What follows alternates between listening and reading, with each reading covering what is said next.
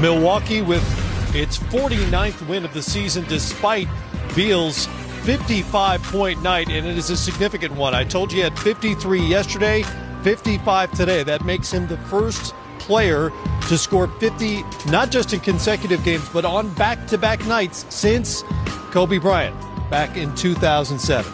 Amazing. No, amazing performance indeed, man. I mean, Bradley Beal, unfortunately for him, coming up short. Typically, you get a double nickel, you get a win right there. But you're right, he is on this tour right here to let everybody know that he should have been an all-star. And everyone who knows that he's obviously an all-star player. And, been a tough year for him, but it hasn't compromised, I think, what he brings to the table day in and day out, and certainly gave his team a chance against Milwaukee, who's the best team in the NBA. And that's the professionalism of an all-star that's being shown. I mean, he could sulk, he could whine, and he could have just thrown in a towel on the season. But he being the professional that he's been, and he wanting to be in Washington, and remember, he could have left, but he wanted to stay and he wanted to build. And I think he's being very professional, and not only being professional, but showing that he's at all-star level and is an all-star in this league. Maybe a little salty, but professional nonetheless. And that's okay. That's good, too.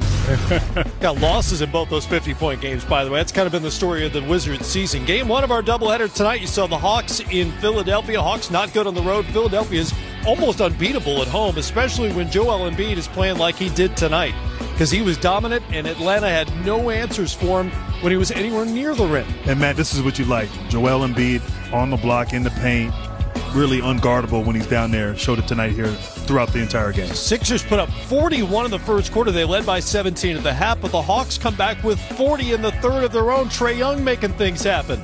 Well, when Trae's shooting the basketball the way he's been shooting it since the break, the Atlanta Hawks always have a chance. But, with Embiid playing the way he's playing tonight, inside presence, dominating, I mean, this is what you want to see from the bigs. And going for the three, I like it, but at the end of the day, his dominance was inside on the paint. That was the three that gave him a new career high. 22 of his career high. 49 happened in the fourth quarter when Philly pulled away. Atlanta actually led through three quarters.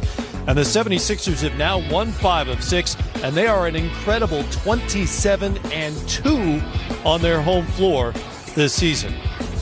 We are leading you to the Grizzlies and the Clippers from Staples Center.